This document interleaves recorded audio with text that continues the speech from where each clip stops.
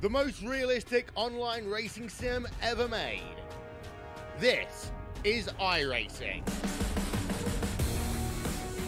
Detailed laser scan tracks, fully dynamic real world cars, and over 50 series to choose from. 6 online world championships offering over $100,000 in annual prizes. This is the original esport racing game. This is iRacing.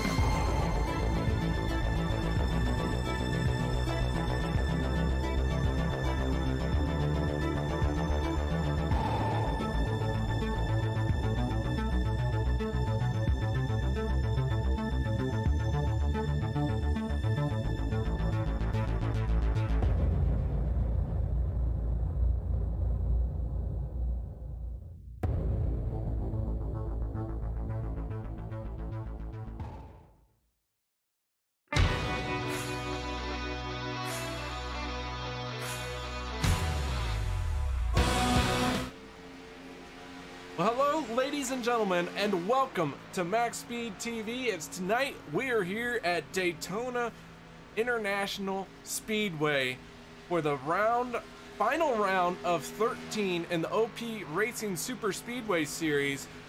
We are going to be sending all but 8 drivers out of the chase. So that means that one spot is locked in. That was Aspen Belvin picking up the win last week. Several other drivers still have a shot at locking in to the next round of 8. But here tonight with me is none other than Josh Medlock. Josh, how you doing out here tonight? KR, man, I'm doing just fine, bud. Super Speedway action here tonight at Daytona. I love super speedways. If you haven't figured that out by last week, then everybody's so totally lost. But yeah, buddy, you know, the last race of the round here, and we go down to 8 drivers. And we have a tie right now for that last spot, the 8th spot, Josh Milam and Cody Obers. So going to be a very interesting race here tonight. Yeah, there is a lot of points battles going on up and down the charts on that. The final 25 seconds here in practice, and right now as we look at our top 10 in practice, you can see that we have a few chase drivers and a few rookies sprinkled in to that top 10. Coming up next will be qualifying, and then Monday, April 29th, that will be in 2 weeks, OP Racing Superspeedway Series will kick off the first round of 8 at the Daytona 2007 track. And then tomorrow for myself, Tuesday, April 16th at 7:50 p.m., I will be doing the Racing for a Cause Vapor Trails Clothing Truck Series. They present the Autism Speaks 125 at Myrtle Beach. So checkered flag waves on our practice session. That means it's time to move into qualifying. And Josh, you as a driver or a person who enjoys the Super Speedway Series, qualifying here, what's your opinion of qualifying? What kind of strategy do you typically run when you get out on a super speedway? Well, qualifying, since it's single car qualifying and you have the whole track to yourself, it's a whole lot different, you know, being as it is when you're out there on the track in a pack of cars with the draft and your teammates. The best strategy that I do early on is, if you don't have anybody to work with, just find somebody running, you know, back of the pack that maybe you can hook up with. You need to steer clear from the headache up front, because all it takes is 2 cars, or really 1 car, getting into the wall or getting into somebody else, and it cannot be pretty. So take it easy early on, find a couple of drivers you can hook up with, and just be patient. Let the race come to you. You can't win the race on the first lap. I bet I could win the race on the first lap. No, I'm kidding. I'm crazy like that, though. Right now, we're watching Mark Mann in the 04 as he runs around the high side here. Now's a good time to look at our point standings as these drivers head into the final round of 13 drivers. As you can see, Aspen Belvin has advanced with a win. Rick Sebren's right there in second. And then we go all the way down to 13th place, Jacob Sayers. He's only behind Aspen Belvin by 38 points. A good run here could put Jacob Sayers into the next round, or even if he just avoids more incidents than his competitors, the other 13 drivers, or I should say 12 drivers in this chase. And man, I'll tell you, it's going to be exciting to see, especially considering that Cody Ober and Josh Milam are tied in 8th place with 1,042 points each. But you look at the time, you was just talking about Jacob Sayers, chase contender. Now here's the thing, if Jacob or another one of these chase drivers win tonight, it's automatically going to lock them into the next round, so they don't have to worry about the point standing. Right now, Jacob holding that top spot here in qualifying. If Jacob can have a good run, get the win tonight, it'll lock him in as well. We got a track temp of 101 degrees. Imagine it's going to be a little slick out there too. It is, as the 04 Mark Mann crosses the start-finish line. He's going to move into 6th place. And as requested, Mark, I'll tell you what, buddy, this one's for you.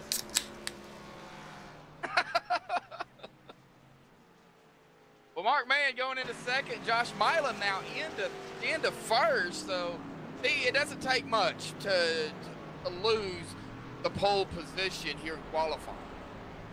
No, and you got to have a good lap. Got to put it all together, hit all your marks. And right now, we're watching the 8 of Cody Ober, one of the drivers on the bubble here for tonight's elimination round. We will be sending 5 drivers on their way, kicking them out of the chase.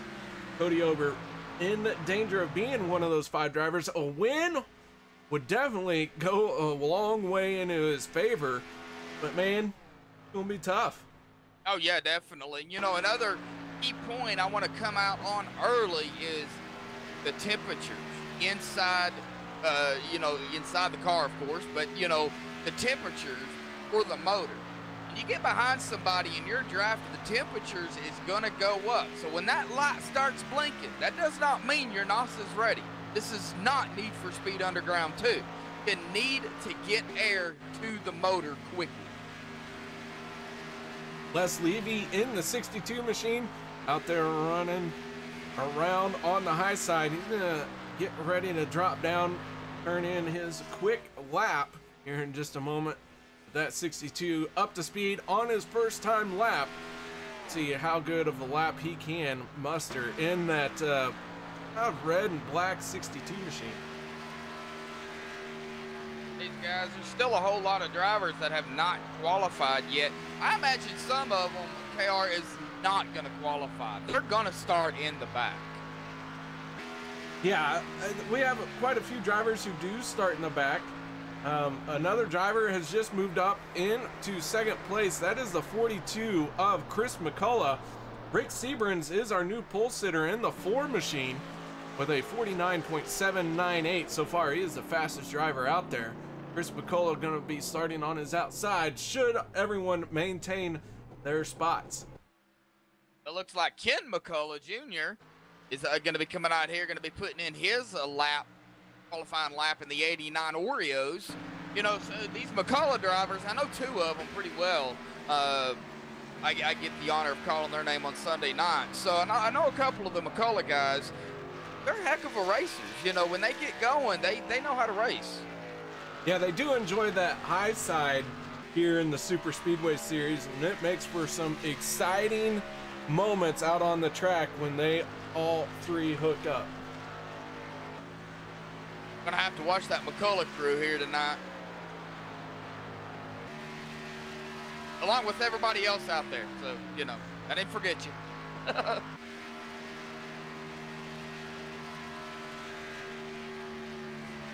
All right, guys, well, while these drivers run around and finish up on their qualifying, we're going to step away. We're going to play the national anthem, brought to you by Madison Rising. You can check them out at madisonrising.com.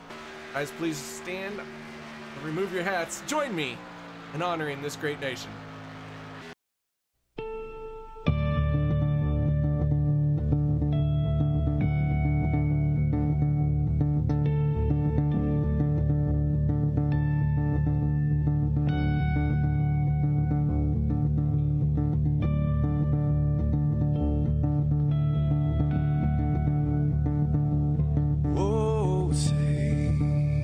Can you see by the dawn's early light what so proudly we hailed at the twilight's last gleaming, whose broad stripes and bright stars through the perilous fight. Oh, the ramparts we watched were so gallantly streaming. And the rocket train, the bomb busting in air, gave proof through the night that our flag was still there. Oh, Satan's that star-spangled banner, yeah, wave o'er the land under the frame. You're the home of the brave.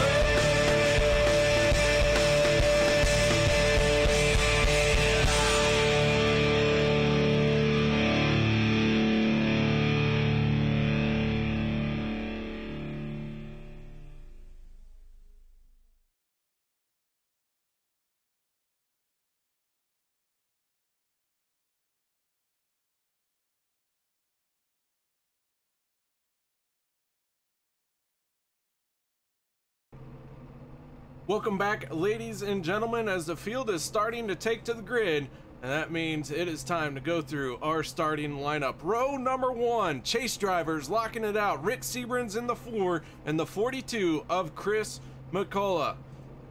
Row 2 will be the 7 of Josh Milam and the 184 of Lynn McNeese. Row 3 will be the 07 of Scott Bellum and the 04 of Mark Mann. Row 4 will be the 62 of Les Levy and the 51 of Travis Elliott. Row 5 will be the 16 of Forrest Sparks and the 8 of Cody Ober. Row 6 will be the 28 of Derek Conley and the 39 of Jacob Gadam Sayers. Row 7 will be the 3 of Robert Payne and the 89 of Ken McCullough. All right, row number 8 will be Alex Green and Joshua Spalding. Row 9, Gary Champion and Mark Vega. Row 10, Cody Eldred and Tristan Walker. Row 11, Chase Berry, David McCullough. Row 12, Hunter Reynolds and Aspen Belvin. Row 13, William Weber, Daniel Harrington. Row 14, James Mayer, Lynn Burt Bundren. Get it right in a minute. And that'll be it. The 14 rows of drivers out here tonight. And we do have 2 people being race controlled. That will be William Weber and Mark Vega here tonight. We appreciate them taking time out of their evening to wrangle these wild drivers. Now it looks like we do have a couple drivers, hopefully, who will be starting from the pits. Maybe something going on, but Hunter Reynolds, Aspen Belvin, and Glenn Bundren all missing the call to line up on the grid. But Rick Seabrans in the 4, that don't bother him a whole lot. He's out front. He's in control of this field once that Ford Buttstain gets out of the way. Chris McCullough, Josh Milam, Lynn McNeese, and Scott Bellum. Oh, it's going to be an interesting start. It's going to be fun. It's going to be a great night of racing. We're going to send 5 drivers out of the chase here tonight. It's going to come down to who can get the best finish. For a lot of these drivers, maybe get a surprise winner, an upset win. Who knows? All right, the pace car getting ready to get out of the way. Rick Seabrans in the 4. He is going to be in control of this field, bringing them down for the green flag. 100 laps. Here we go. Green flag is out, and we are underway tonight. Side by side they go, getting through the gearbox as cleanly and as quickly as they can. Down through this short little front stretch section into turn number 1. No one really making too many moves just yet, as they are still side by side, and this is how they will be most of this race. I think right now it's just trying to find your teammates, get hooked up with them, and just ride. Get these laps wound down, and you know, just to the end of the stage, because they do run stages. Yeah, stage 1 will end at exactly lap 25 when they cross the start-finish line. Could also end under a caution, so we will have to play that by ear. We'll let you know what's going on as we wait for official wording from race control. But these drivers put on a heck of a show, and now's a good time to talk about our race analysis. You talked about temperature here tonight. Track temp is already 103 degrees with the air temp of 78. Nice and cool out there, but man, that track's gonna be a little slick for them. Yeah, that track is going to be awful slick, and they're going to have to watch the engine temperatures as well. As the first lap will go to Chris McCullough. Guys, they're on the back stretch now. Watch the temperature of the engines, because that is where you're going to make your biggest mistakes. Our fuel window here tonight will be right around 20 to 21 laps. Pit road speed is 55 miles an hour. We have seen guys stretch their fuel quite a few laps, but this first stage, we'll probably see some pit stops along the way, maybe even a green flag pit stop to really spice things up. Well, that's what if they can keep it going green, well, we know what happens at Daytona. Sometimes they can go green all the way, other than the stages if you have them, and other times it's just a mistake made by not realizing where the front or the back end of your car is, and you come down on somebody or even go up on somebody, and that's the end of it. You cannot go from 200 miles an hour to keeping it straight. It's not possible. Takes a lot of effort, a lot of teamwork, a lot of competition to get everyone around this speedway for 100 laps. We'll see how long we run with all these drivers. We do have one slow already. That is Hunter Reynolds. He is on his way off of pit road, getting up to speed. Lynn Bundren, Aspen Belvin did not make the start, have not shown up. And Aspen, with a win locked in already to the next round, maybe just staying out of the way. Not sure what his game plan is there, but he did show up, did turn some practice laps, but unable to make the race here tonight. Yeah, it looks like Glenn Bundren, Aspen Belvin, William Weber, Mark Vega didn't start. Yeah, William Weber and Mark Vega, they are going to be our race control for tonight. So they joined in listed as drivers, but we appreciate them, as I said earlier, doing those dirty duties, so to speak, of changing the dirty diapers of these crybaby drivers. Well, I hate to bring it up here early on in the race. We're only 5 laps into it, but Hunter Reynolds back here kind of all by himself, 4 laps down. He ain't got nobody to draft with. Started on pit road, and that's very dangerous, because even though he's out here racing, he's not in the draft of the other drivers, and he'll go down another lap pretty quickly. Yeah, he's in danger of losing another lap.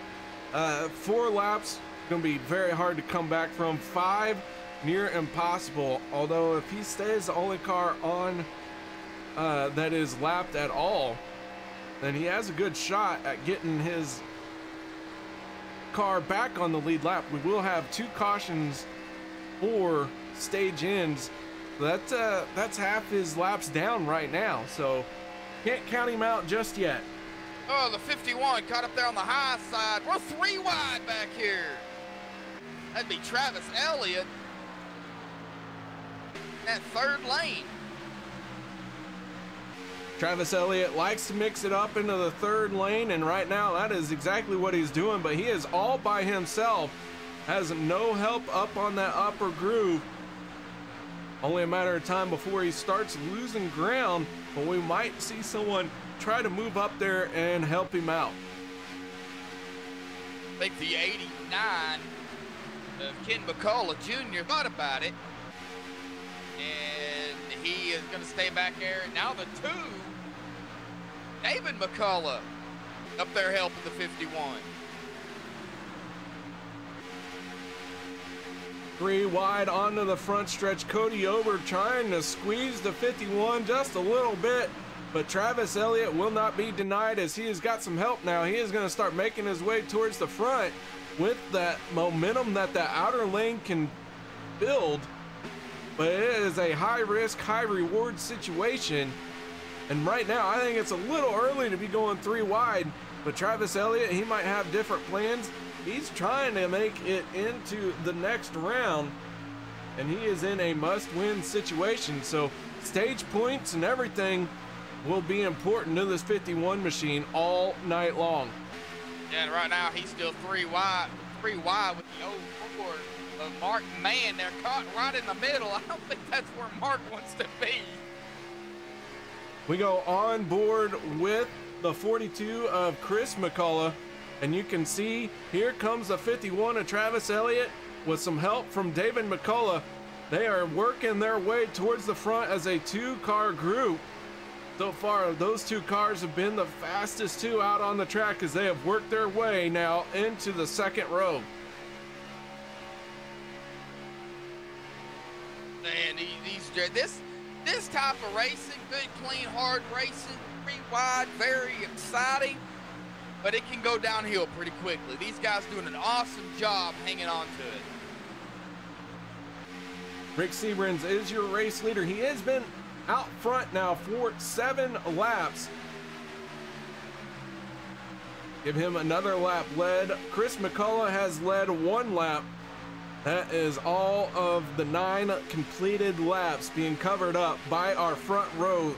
No one has been able to get a run on these two, and they have been content to run door to door here tonight.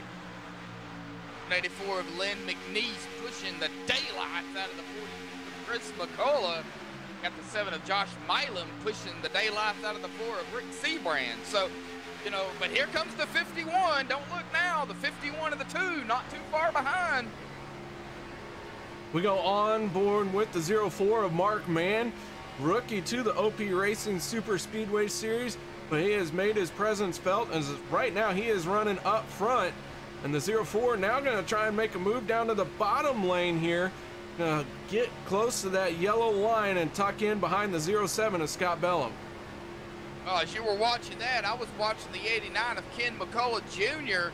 in the chase, and he lost a lot of positions. He's all the way back into 20th. He's going to get behind the 17 of Tristan Walker. Still in the drive for these drivers, and he's going to stay right up there with them. Still early, and I think Ken knows that. So he's really going to hang tight right now. Trying to see if maybe there is a little bit of damage on the 89, and it looks like he does have a wrinkle or two on the right front, so maybe he got into the wall, had to get out of it, lost a lot of momentum, but it looks like he is starting to work his way back towards the front of this field. They've really turned down 12 laps here so far. Well, we're on the 12th lap. They're really winding down. The first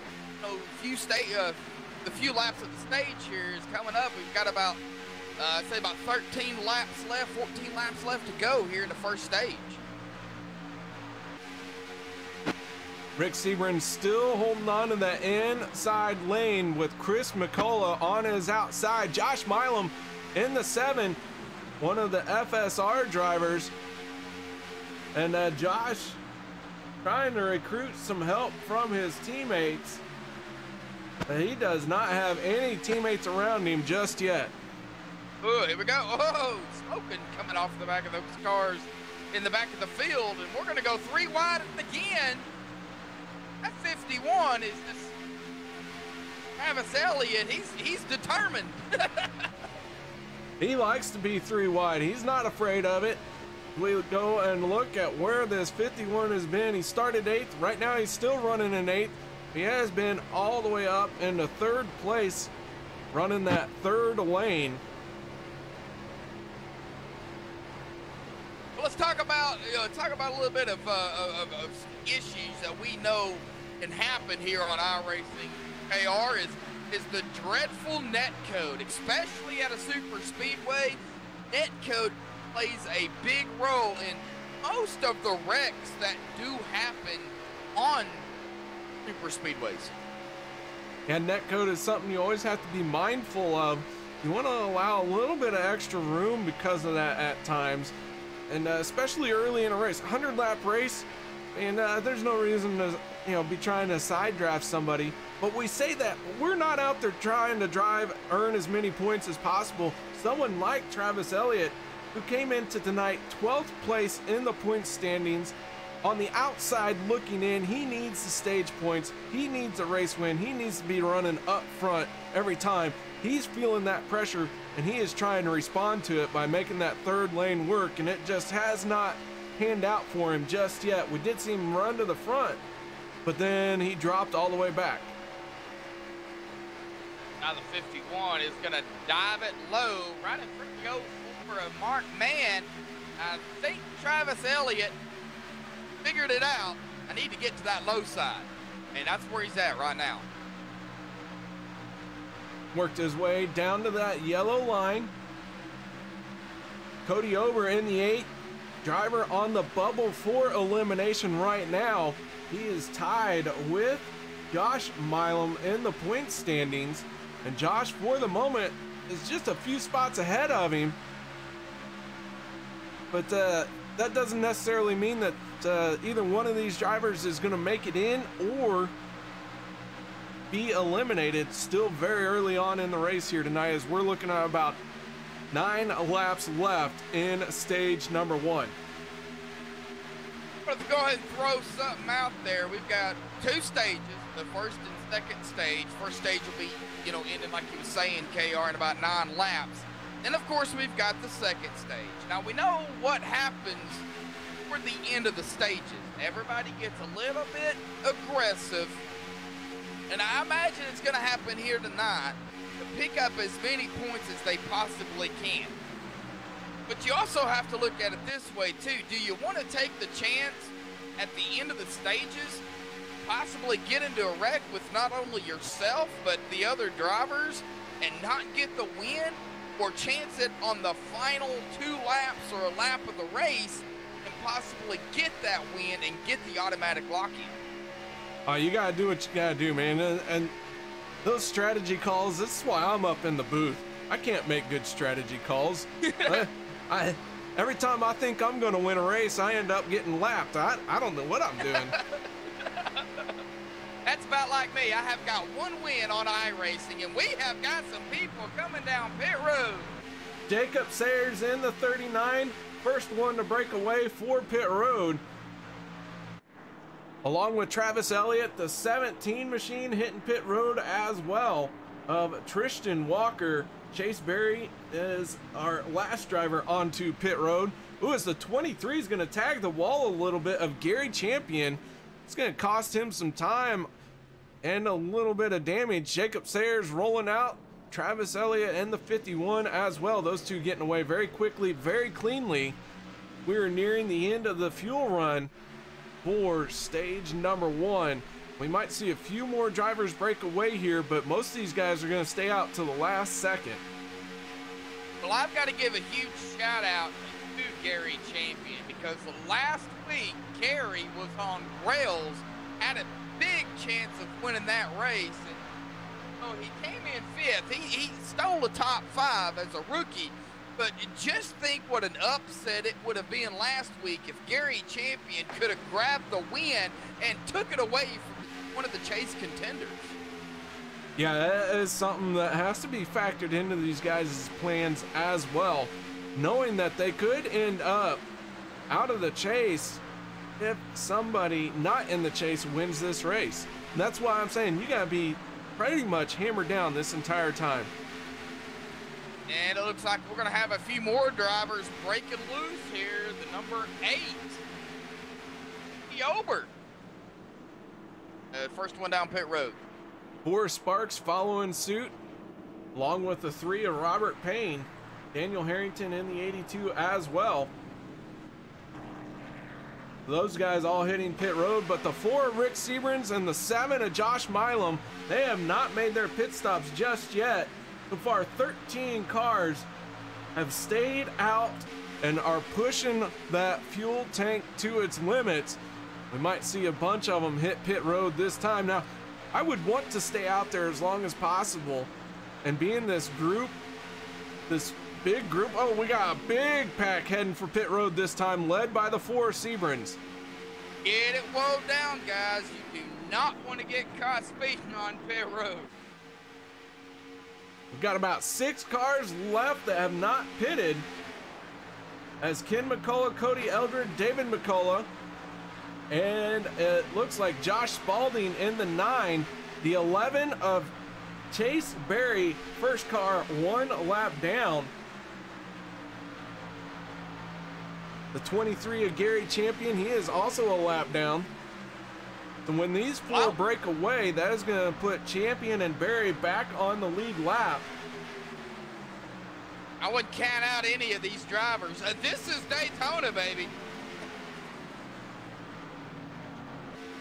More drivers, the final 4 to hit pit road. All of them look like they got it wound up, slowed down in time to be on pit road.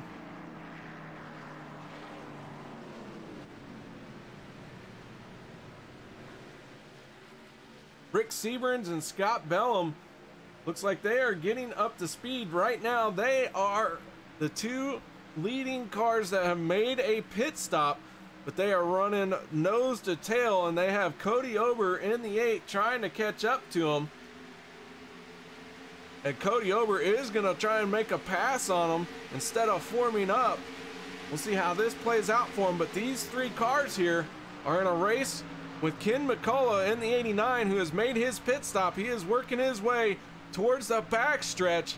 This is going to be a very close race to get back up to speed and get to that stage finish. We'll see how well this works out. About 3 laps left before the end of the stage. Now Scott Bellum and Rick Seabrand's our teammates.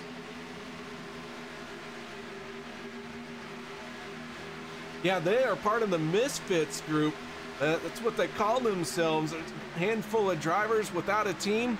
So they formed up, said, hey, we'll be the rejects, we'll be the Misfits.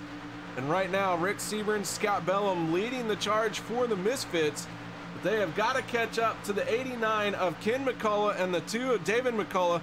Those two cars are working together. They are first and second place there on the left-hand side of your screen. Rick Seabrand's, though, he's got a much bigger train pushing him, and he is going to swallow these guys up here in just a matter of moments. 100, look at the speed, 190. Ken McCullough to Rick Seabrand, you're looking at about almost close to 200 miles an hour, and I believe I just seen that thing hit 207, but that might have been ATVO. I don't know if they can go 207 miles an hour. I don't think they do either. But here comes Rick Seabrand's big old locomotion action on the outer lane. We are looking at the final lap for stage number 1. Going to see some side drafting right here, and it's going to be huge. Can that 07 and the 4, now the 4 and the 07 have a big train, but can they hold it onto that outside? Oh, it's going to be close. Cody Ober in the 8 thinking about 3 wide here. He's going to displace Scott Bellum. Scott Bellum gets all by himself in that 3rd lane. He might get freight train here. Travis Elliott in the 51 trying to catch up to him. Oh, we got a big wiggle here, but everyone gives lots of room, and we stay green. We're going to race down to the start-finish line here to wrap up stage number 1. Ken McCullough in the 89 is going to win stage number 1 here tonight. Whoa. What a race and a pit strategy by Ken McCullough and David McCullough. Great call on their part, worked out well for them. And it picks up a stage win for Ken McCullough in the 89, who needed that as he was on 11th place coming into tonight. 34 points out of the lead, but only about 10 points out of the cutoff.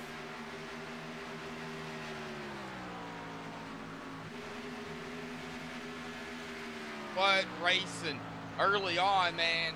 Clean but hard racing. That it was. All right, guys, we're going to step away for just a moment, let these guys catch up to the pace car, and then we'll get a quick word in with the 89 Stage 1 winner, Ken McCullough.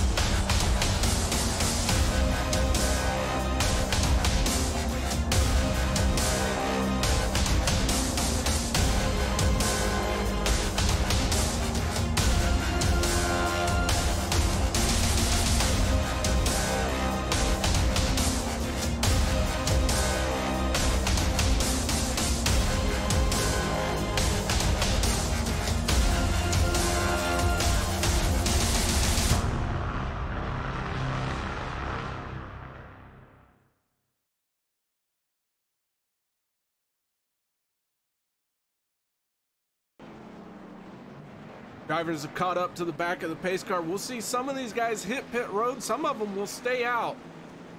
Try and make a little bit more of a strategy call here, but I believe we'll see the 89 lead the charge down pit road, and here he comes. A lot of drivers going to get fuel, get ready to make it to the end of stage number 2. They are going to have to pit again, green flag, if a caution doesn't come out, of course, before the end of stage 2, because apparently the fuel is only, what, about 14, 16 laps? It's actually about 21 at most. Oh, okay. Here they go, all pulling away, breaking away from their pit stalls. And it looks like Cody Eldred in the 14 decided to stay out.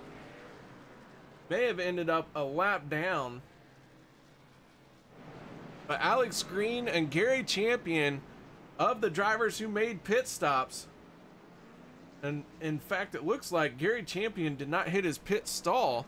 I'm not 100% sure what's up with that, but if he missed it, not a good deal for him.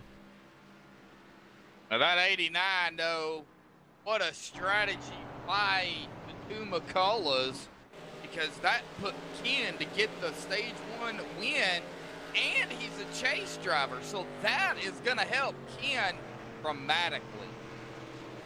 And let's see if we can't get a quick word in with the 89, Ken McCullough. Mr. McCullough, you got your ears on, buddy? Yes, sir. Well, man, you picked up stage win number 1, waited to the last second to make your pit stop. Tell us a little bit about the strategy call there and what it took to win stage 1 for you.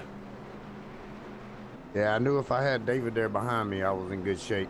I actually thought we was going to get floated around there, but we managed to hang on. Well, hang on, you did, and it worked well for you.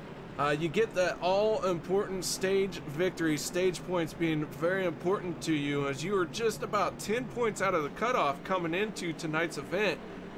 That 89 got anything left in it? Got some more magic that we can see here tonight? Yes, sir. Just stand back and watch it. All right, I like it. I like it. Any shout-outs, thank yous you'd like to give before we let you go? Yeah, I'd like to thank my teammates, Chris and David. All right, man. Well, good luck in stage number 2. That is Ken McCullough, part of the White Trash Racing team, picking up stage win number 1, using pit strategy to his favor. It worked out, man. I thought for sure they were going to be swallowed up, but once the big train caught them, they had to move to the outer lane, and they lost all sorts of momentum. And the 89 and the 2 stayed nose to tail and brought it home for stage number 1. Well, and as Ken was saying, with David behind him, he even said that David behind me had a pretty good shot. You have that much confidence in the person behind you, whether it be your brother, your cousin, or just a teammate, something's up. Absolutely. And it's having somebody you trust behind you really just allows you to focus on your driving and not worry about what's going on in your mirror. We seen the train coming, and I think the side draft kind of played a role into that too. Ken having a good pusher with David, and then side draft kind of played a factor in it. I think it was a combination of both of those with the strategy that helped Ken McCullough in stage 1. Lights have gone out on the Ford Mustang. Hopefully that means it hits pit road soon to get fixed, because I think it's broken.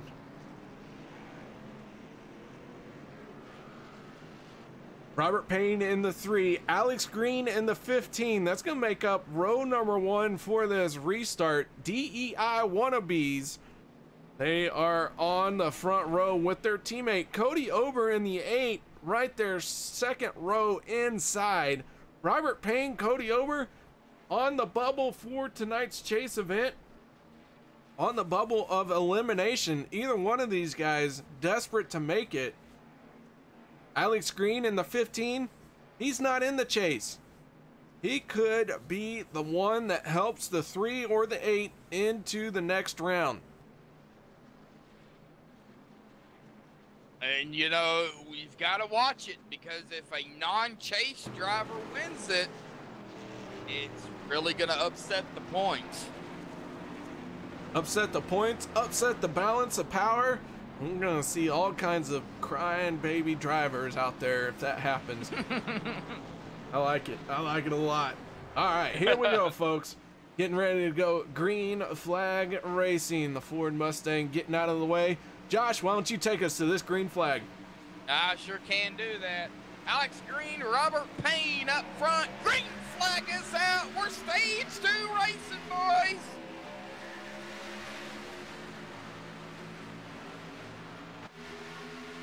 Down into 1 and 2 they head, side by side. Teammates in the first 3 spots, front row locked out by DEI wannabes, and they are doing what they can to get up to speed. Alex Green in that Advanced Auto Parts 15 machine, trying to hold on to that outer lane and build momentum.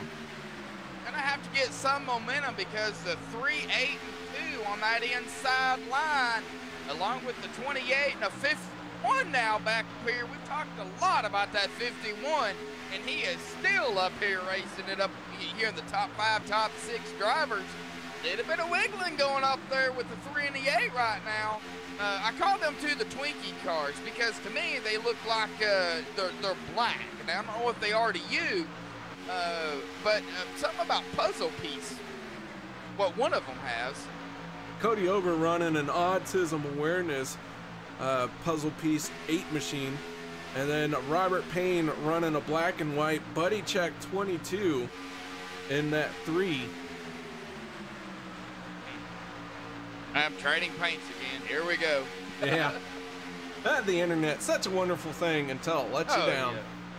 Yeah. I don't have your paints again, guys. Sorry. Well, Robert Payne in that 3 machine right now, he is lead car on that inside line, and he is picking up his first laps led of the night. Very important that he gets those laps led, gets some points there. He's got to do all he can to earn these points, because as we have mentioned several times, he is so close to being eliminated, but he is also so close to making it into the next round. Gonna check on the other driver, the other McCullough we got out here. That would be Chris McCullough in the 42. Started second. He's currently running in 8th. We go on aboard with Chris McCullough. And as you mentioned, he did start second. He has led a lap, so he picked up a point there for that. And he is in that outside lane. He's got Ken McCullough in the 89 right in front of him. And those two, when they hook up, they tend to move to that 3rd lane. So as we start to see the laps count down, probably see these two move up into that 3rd lane and try and make something happen and pick up another stage win. I don't want to look now. We've got 2 packs of cars, really. We've got the front pack.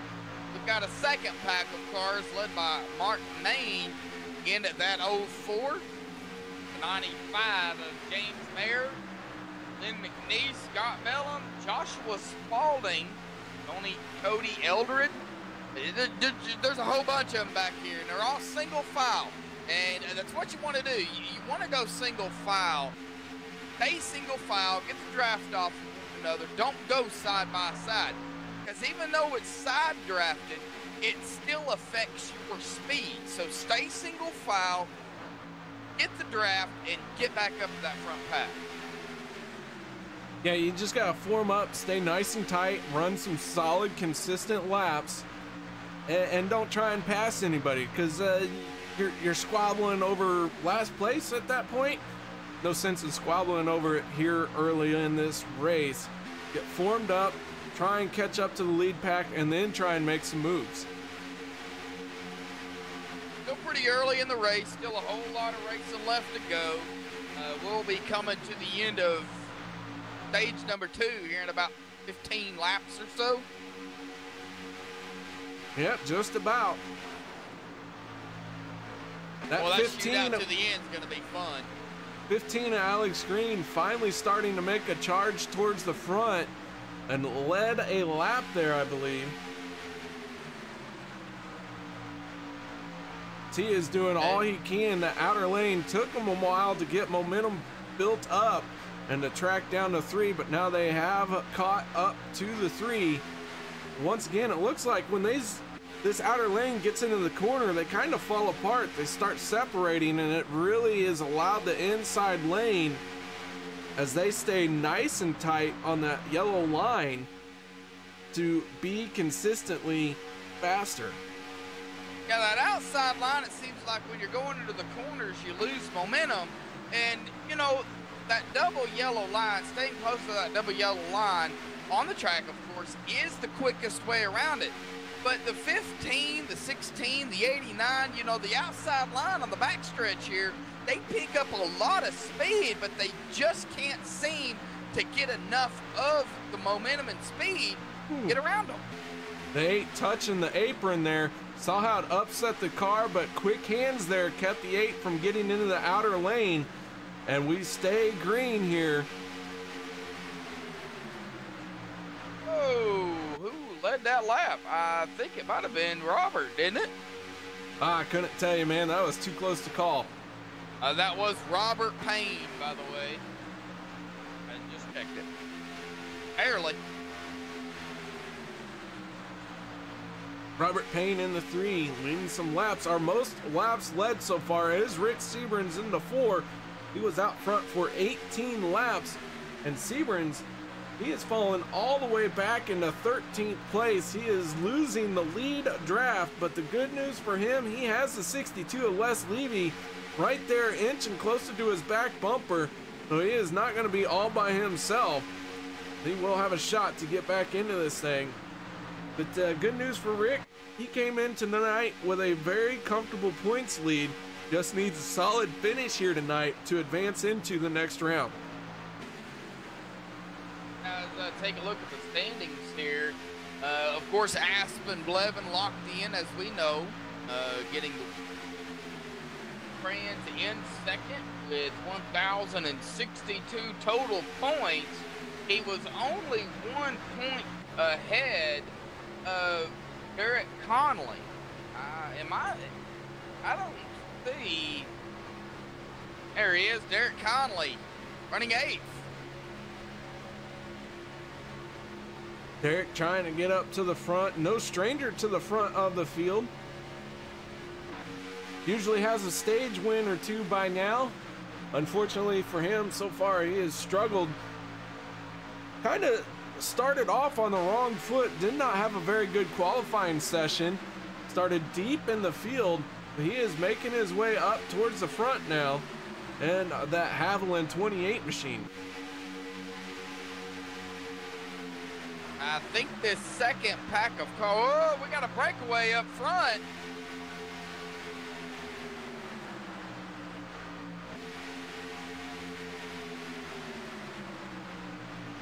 Gate going high.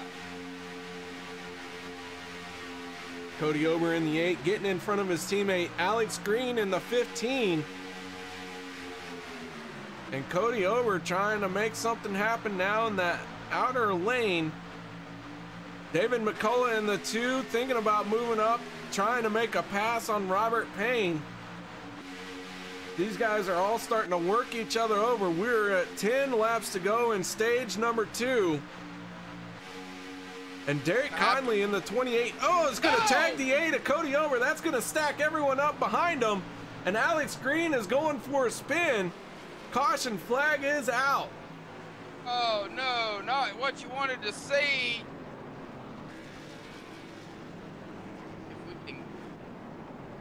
Look at what happened here. Go to our MaxSpeedTV replay and see exactly how this all went down as we ride on the board with the 8 of Cody Ober. Contact made. Alex Green getting into the wall. I'm sorry, we went on the board with Alex Green. Oh, there it was. It looks like the 8 might have got a little bit loose. Was there contact made between the 8 and the 15? That sent the 8 up high. And it just stacked them up from there. I think Alex wanted to dodge it, gets into the 39. And There she went. Cody Ober with some damage on his back bumper. Jacob Sayers getting involved. Josh Milam involved late. So some very late spinners in this, as this incident really spread out over quite a few feet. Big track, hard to slow these things down. You're going 200 miles an hour. That's what happens. Yeah. Happens in a hurry. All right, so we are going to have a caution. We got a few drivers breaking away for pit road. David McCullough leading the drivers to pit road. It looks like the two's got a little bit of damage. He might want to hammer out some. He hits his pit box cleanly. But Robert Payne in the 3 staying out, setting himself up as good as he can to win stage number 2. Guys, we'll be right back after this. The most realistic online racing sim ever made. This is iRacing.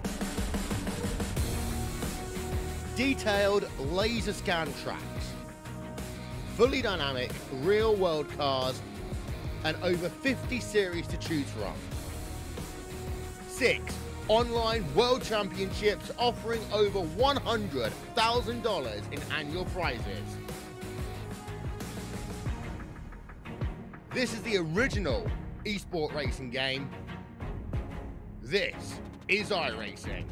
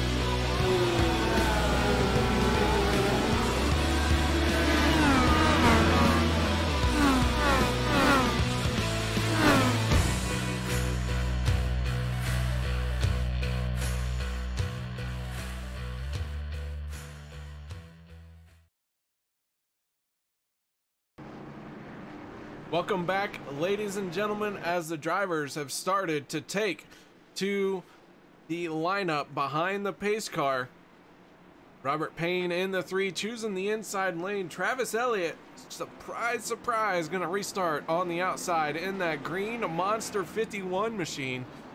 That will make up row number 1. Row number 2 will be Forrest Sparks and the 42 of Chris McCullough, as these drivers all start to get anxious to finish stage 2. Who's it gonna be that crosses the start finish line first? And Robert Payne has set himself up with a great spot. He is out front, but most times being out front just means you have the biggest target on your back. Robert Payne might have a shot at picking up stage number 2 here. Don't count out the 4 Rick Seabrans. He is lurking in the back, and 4 Sparks in the 16. He would like to have a shot at this stage as well. So here we go. Pace car, lights have gone out. Someone really should try and work on that Ford. If they can get out of the way before it runs them over. Well, Robert Payne coming into tonight here real quick. 10th in points, just on the outside looking in of the cut line. Love to see what Robert Payne does. Stage 2 win here would definitely help. That it will, and the Ford Mustang getting ready to drop down. There it goes, Robert Payne in control of the field, and he is waiting patiently for the green flag. There it is, green flag is out, and we are back underway for the final few laps of stage number 2. Remember, when they cross the start finish line at lap 50, the caution will be thrown, and that will end it. But a caution now at this point could end the stage as well, so they have got to keep it clean if they want to get some laps in and settle it out under throttle instead of under caution. Well, if Robert Payne, he's got 4 Sparks in that number 16 pushing the daylights out of him, and Robert being in the chase, and Force not, if Force can steal the stage win, it would upset Robert. Robert's probably going to do everything he can to stay in front of that 16 as well as the 51 as they get a little squirrely right back here. Trying to go 3 wide, Lynn McNeese in the 184. Lynn, one of those drivers very close to that bubble. So far, he's looking good, looking as if he can make it through this first round of elimination. He's got to get a solid finish here, and right now he is trapped in that 3rd lane all by himself and losing ground. He is losing ground quickly. Robert Payne in the 3 is fallen to 3rd place here. Oh, and he's going to get hooked by the 16. He's going to save it. Somehow he saves it. We stay green. Lynn McNeese going to get into the wall, though, as Cody Ober tried to check up. We stay green. Oh, wow. How did they do that? I have no idea how Robert Payne saved it on that 3 machine. I think he just forgot. You know, Robert Payne, such a terrible driver, he can't even crash properly. Well, sorry to laugh about it, but that was actually funny. But that 3, good news for him. His lack of talent of crashing has put him back on track. He is now the 3rd car in the inside lane. Still has a shot at winning this stage, but Travis Elliott in the 51, he is going to be hard to pass because he is desperate for this stage win. Means every bit of points to him here tonight. He is trying to gather them all in, and right now he has got the field behind him. He is about to make that 51 3 cars wide. We've got about 2 laps left into the stage, and I'm over here cracking up laughing at that comment. I can't help it, but yeah, Robert Payne, he's still sitting pretty, you know, still sitting right now currently in 4th in that number 3. Got a little bit of side drafting going on with the 17 there, still 2 wide, but Robert's sitting pretty comfortable right now. Let's keep an eye on Robert Payne. Josh Milam in the 7, he wouldn't mind picking up a stage win here as well, as he was tied coming in to this race for being eliminated with Cody Ober. The tiebreaker going to Cody Ober, or I'm sorry, the tiebreaker going to Josh Milam. Oh, as we're going to go 3 wide, we got David McCullough and Ken McCullough in the 3rd lane. Those two, I told you, if they would hook up, they're going to get to that third lane and make something happen to pick up the stage win. It is the last lap here for stage number 2, and Travis Elliott in the 51 in a drag race for contention into the next round. Who is gonna win stage number 2? Travis Elliott onto the inside. Side draft, a little bumping going on here. But as we come to the line, Travis Elliott will win stage number 2. Travis Elliott did everything he needed to do to win stage number 2 and got it done. Josh Milam in the 7 gonna finish in 2nd place, but what a finish that was.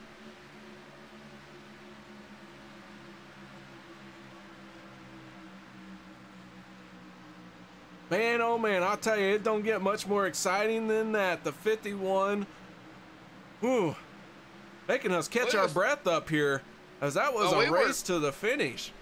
Oh yeah, you know, we've been talking about the 51, you know, most of the night here. About 60% of the time, I have mentioned that 51, and look at where that 51 sits right now, stage 2 winner.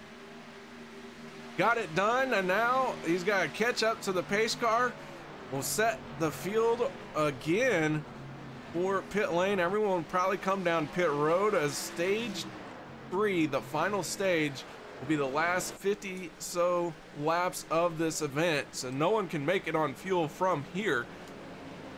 I do expect to see everyone hit pit road. Oh yeah, I guarantee it. If you don't hit pit road right now, you're just setting yourself up for trouble. All right, I do want to do a little bit of housekeeping. We have had the 84 of Aspen Belvin finally make it out onto pit lane and then out onto the track. But right now he is scored 49 laps down. So he has just now joined the race. Only turned a handful of laps here, but either way, glad to see him out here. Glad to see him get involved, even though he has made it on to the next round. Hunter Reynolds in the 26 machine, he is scored in 24th place, is 4 laps down. And Alex Green in the 15 and 23rd spot is 1 lap down, as we have everyone coming down pit road, our lead lap cars taking their shot at pit lane. You was talking about Aspen Belvin here, and you know, Aspen, you know, he only needs 49 cautions and he'd be back on the lead lap. Only you can like stick a fork in my eye if we had that happen. No, 49 cautions and he'd be right there, you know. Yeah, well, we don't even have 49 laps left. So I guess that's out of the picture. Alrighty, well, let's see if we can't get a word in with our stage 2 winner, and that is Travis Elliott in the 51. Travis, you got your ears on, buddy? Yes, sir. Congratulations on the stage win. You came into tonight looking on the outside in for chase contention into the next round. This stage win got to be a big boost for you here tonight. Oh, for sure. I don't know how far back I am. I'm just racing like pretty much I need a win, so that's how I'm gonna be racing tonight. And I'm pretty sure everybody else is racing the same way, and it's just gonna lead to some good hard racing there. Well, it's been a relatively clean race out there. The drivers all leaving lots of room. What's it like out there? How are the drivers getting along, competition and all that? Anyone that you feel you need to keep your eye on that could be a spoiler here tonight? Hopefully me. I mean, well, that's all I'm thinking about is me trying to get this win and, you know, advance to the next round. Well, man, again, congratulations on picking up the stage 2 win. Any shout outs or thank yous before we let you go? Just thanks to you guys at Max Speed for broadcasting our races and taking the time out. You know, Alex, Cody, Rob for being admins of our league that put it on every single week, and Mark Vega for taking time out of his day and giving us an admin live in race. So, all right, Travis, again, congratulations. Good luck to you, and hopefully we'll see you in post-race show as we get to talk to you for finishing in the top 3. that's the plan. Good plan, I like it. Travis Elliott, driver for JSI Motorsports, picking up stage win, second stage win. There we go. I'll get words out. Words are hard. Difficult. Well, you know, I don't pick on your words here a minute because you said co-opetition, and I was just curious. Is that a combination of cooperation and competition? Absolutely, because that's what it takes here at a plate track. You got to have someone to work with out on the track, but at the same time, you're still trying to beat that guy, but you need him to make you go fast. So, yeah, a little co-opetition, kind of like a frenemy. A friend, yeah, I've heard that one many a times. You got a lot of frenemies out there tonight. I don't think you have many of those. But maybe the teammates working with each other, but when it comes to team versus, I don't know. Well, I'll tell you what, I bet any one of these drivers would abandon a teammate if that teammate was dragging them down, or if they had a shot at picking up the win if they abandoned them. I know Cody Ober, he likes to abandon people. I say that from personal experience. He left me high and dry. Ah, okay, so you're gonna pick on that number 8 of Cody Ober here, huh? I am gonna pick on the 8 of Cody Ober, but that 8 machine right now, as he is gonna form up behind the pace car, looks like he's gonna be on the front row here. Travis Elliott in the 51 on the outside, Cody Ober in the 8 on the inside.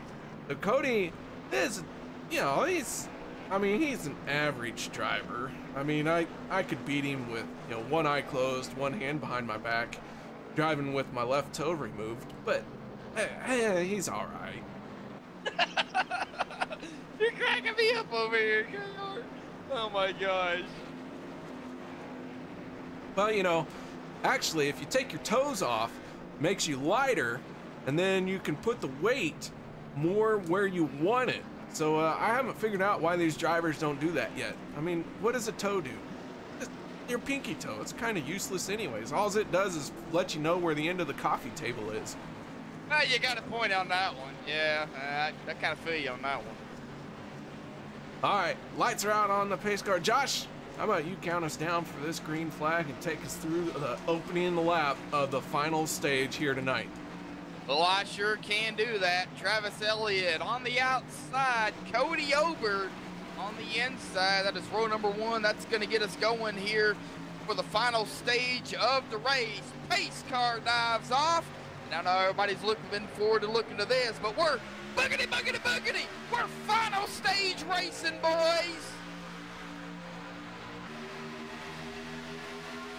Cody Ober in the 8, drag racing the 51 of Travis Elliott. Some help behind them. The 17 tucked in nice and tight behind the 8, and the 7 behind the 51. Once that 51 and 7 hit the backstretch, they are going to gain a whole lot of speed, and here we go. Still got a whole lot of laps left to go. So they've got to keep it clean. They're going to have to pit at least points at minimum before the end of the race. Now, of course, you've got to realize they can have a caution. And if that happens, it's going to reset everything. A caution flag here would kind of change things up a lot. Early here in this stage, if that caution hits, we might see some hit pit road, but I think most guys would stay out. But, you know, again, we're talking strategy. We're not out there, obviously, because we're not good at strategy. I can tell you one thing. The way I won my Daytona race at this track in an official race here on iRacing, it wasn't really about strategy. It was keeping the guy behind me behind me. And the guy beside me who didn't have help beside me. So a little bit of side drafting, and then coming around to the corner on the tri-oval, guy behind me pushed me to my first and only victory here on iRacing. So that's the only victory I've got. Hey, you gotta take them where you can get them. Exactly.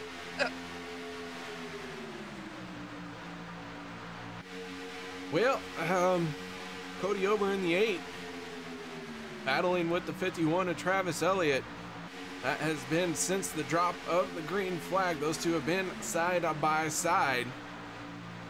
The 4 Rick Seabrans still lurking back there in that third row on the inside lane. But we have a newcomer to the front. That is the 95 of James Mayer. He has had a relatively quiet race here tonight. Started 27th all the way up into 5th place. That 95 machine doing a great job here. Final stage, and he is making his presence felt. Now, I don't know much about OP, KR. You've been doing these guys for quite some time, so you know more about the league than I do. But can a rookie such as James Mayer in the 95, I know he's a rookie this season, could he have been a rookie and made the chase? I do not believe that when James joined the league, he was going to be able to meet the minimum race requirements. Mark Mann is a good example of that. Mark Mann, a rookie here, won his first race with OP Racing. His debut race, picked up the win. He goes, I may never win another one again. But the chase cutoff was too close. He would be unable to meet the minimum race requirements. So he's still out there though, and that 04 looking very solid right now. He is running in 16th, but that car looking very straight. It's kind of important to make sure that car is straight, because that means it's going to go as fast as it can. And I don't think I've seen any of the 4 in an accident here tonight. So I think he's still got a fast repair in his back pocket. Mark Mann, you was talking about him, and I was just looking here since I have the, I'm able to look at it. Mark Mann won his first race, like he was talking about, on February 25th of this year at Talladega. So, yeah, even one win, his first race coming in, that puts a broader perspective out there of letting these guys know that say, hey, Mark Mann in that 04, he's a contender. We're going to have to watch him next season, because he is going to be one of those guys that's going to be up there fighting for a chase spot. Speaking of fighting for chase spots, Cody Ober in the 8, still out front with Travis Elliott on his outside. Cody Ober was on the bubble for being eliminated, but the guy he was on the bubble with, Josh Milam, he's tucked in right behind him. So the 8 and the 7, they're battling each other not only on the track, but in to keep their chase hopes and dreams alive. And it only takes one bad move to take their dream and turn it into a nightmare. Well, that's, I know the 8 and the 7 up high is really watching each other closely. We see the 7, though, getting some air right now in his car. It's one thing that they've got to do. They've got to get air into their car, but he's pushing the guy he is tied with. Are they working together or are they not working together? What's going through their minds? We're not down there. We don't know. Well, I can tell you, man, they're on the bubble by only a handful of points. It would be beneficial for both of them to work together to pull out the best finish they could as a group, as a 2-car group, so to speak, than try and beat each other, because together they would be a very fast pair, very dominant group of drivers, and they could pull out potentially a 1-2 finish. Let's see here. Cody Ober is part of GOP Racing. Yeah, wannabe. And the number 7 of Josh Milam.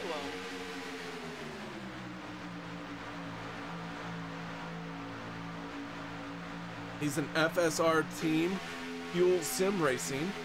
Oh, okay. So two different teams. But hey, wait, anything's possible. Hey, I'm not saying they ain't working together. They could be. All right, you know what, Josh? Let's do a moment of crank it up. We haven't done it yet, so guys, crank up that volume as we do a crank it up.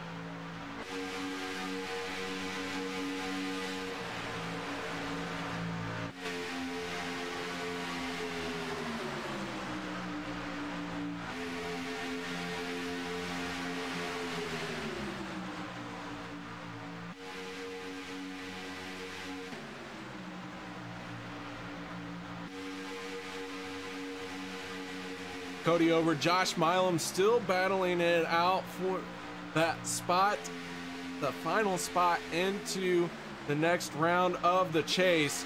But now Cody Ober has dropped down in front of the 51 of Travis Elliott, who Travis Elliott is in a desperate situation himself. He needs almost a win to advance, and right now he's sitting as the second car on the inside line. Josh Milam in the 7 leading that outer lane, but he now has a teammate behind him in the 28, Derek Conley. We haven't talked a lot about Derek Conley. We mentioned how he started deep in the field for qualifying, and now he is making his way to the front, and he is here to help out his teammate Josh Milam. But not only his teammate, Derek Conley in the 28, not necessarily locked into the next round, as this was only a 2-race round of elimination. 13 drivers made the chase, only 8 drivers will continue on, and that is what we are battling for right here. And Tristan Walker in the 17, trying to see, I don't think Tristan Walker is a chase driver, but he is in the mix as well in that 17, and he is capable of winning at any track that he goes to here in the OP Racing Superspeedway Series.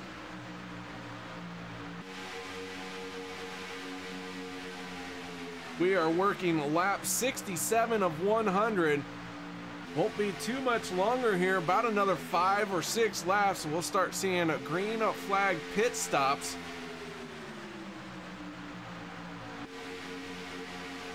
Rick Sebring's in the 4, Scott Bellum in the 07. Scott Bellum just missed the chase by a handful of points. He would like to play upset to some of these drivers, as he was upset in the fact that he missed out on the chase. He's still out there, he's still plugging along, and a very fast driver in his own right. Jacob Sayers in the 39, coming up off on the yellow line there. He is going to go 1 lap down. Can he keep it down off the racing surface? He is going to wash up a little bit there. Fortunately, no one was in his path. The 39 got some damage, and he is now the first car 1 lap down, but he's going to go ahead and hit pit road here, try and get some of that damage fixed and get back out there. He will be by himself, so we'll see what happens with the 39. If this stays green, probably not going to work to his favor, but should we get a caution here, he could be in good position. Well, I know a lot of these guys out here is not looking for a caution. They're looking to make it green the rest of the way under green flag pit stops, green flag conditions. They don't want a caution. Now, you know, us being broadcasters, you know, we look for everything, green flag racing and caution. But super speedway cautions are the type of cautions you don't want to see, especially if it happens up front and everybody's behind them. It can take out a lot of cars early or even late in a race, and it resets everything.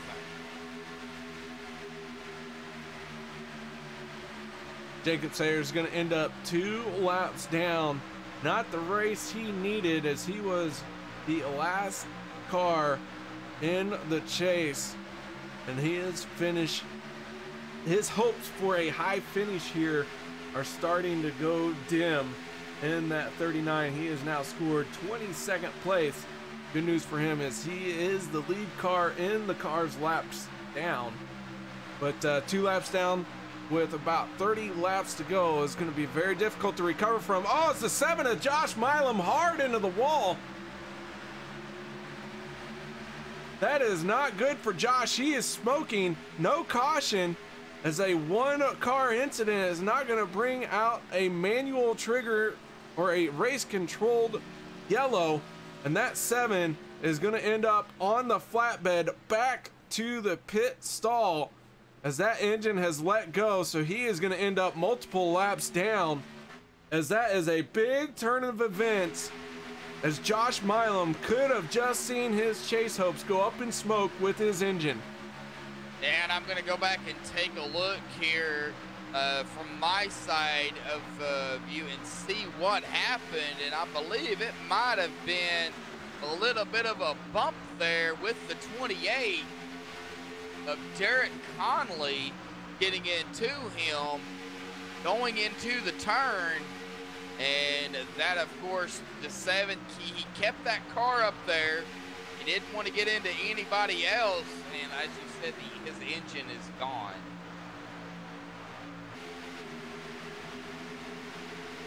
Field working its way off of turn number 4. Here come a bunch of drivers for pit stops. Cody Ober going to lead the charge. Can he get it slowed down in time? And it looks like he is able to, but man, he really hustled that 8 onto pit road. You've got to get it slowed down. You don't want to get caught speeding. When he hit pit road at full speed, he's overshot his pit box just a little bit.